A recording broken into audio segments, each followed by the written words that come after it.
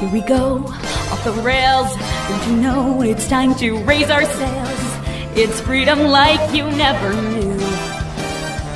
Don't need bags or a pass. Say the word, I'll be there in a flash. You could say my hat is off to you. Oh, we can zoom all the way to the moon from this great wide wacky world. Jump with me, grab coins with me, yeah! It's time to jump up in the air. Jump up, don't be scared. Jump up and your cares will soar away. And if those dark clouds start to swirl, don't fear, don't shed a tear, 'cause I will be your one-up girl.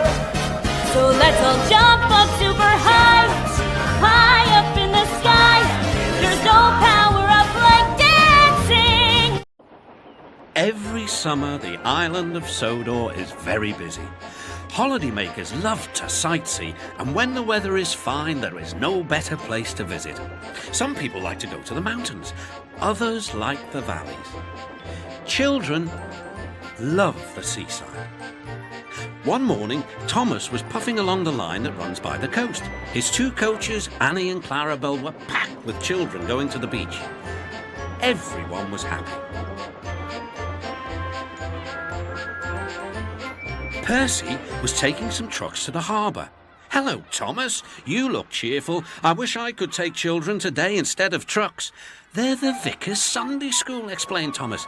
"I'm busy this evening, but the station master says I can ask you to take the children home." "Of course I will," promised Percy.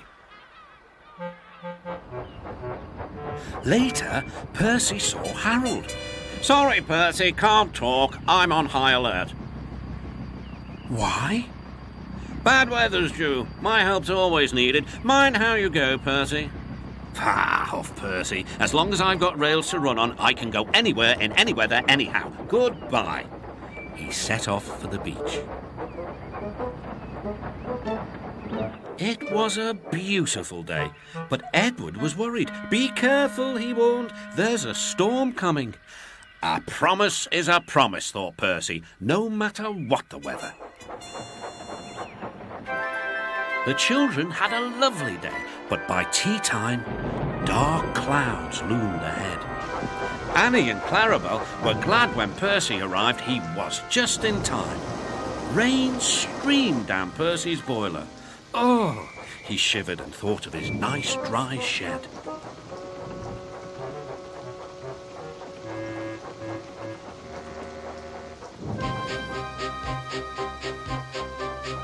Percy struggled on past coastal villages and into the countryside. The river was rising fast. I wish I could see, complained Percy, as he battled against the rain. More trouble lay ahead.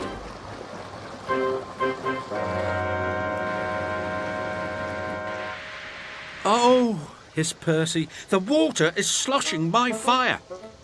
Percy's driver and fireman had to find some more firewood. "I'll have some of your floorboards, please," said the fireman to the guard. "I only swept the floor this morning," grumbled the guard, but he still helped. Soon, Percy's fire was burning well. He felt warm and comfortable again.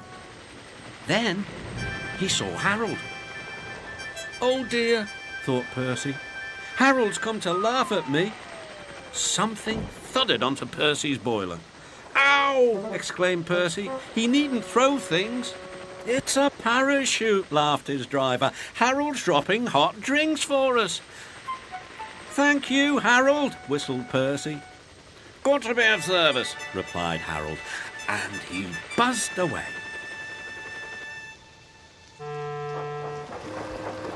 The water lapped Percy's wheels.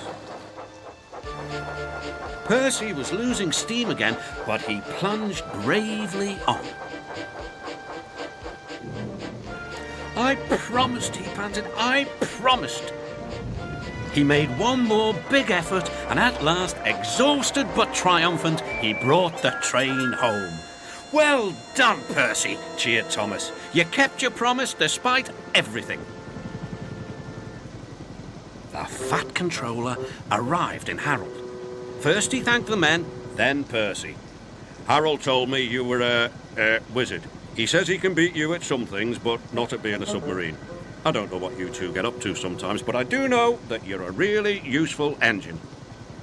Oh, sir, whispered Percy happily.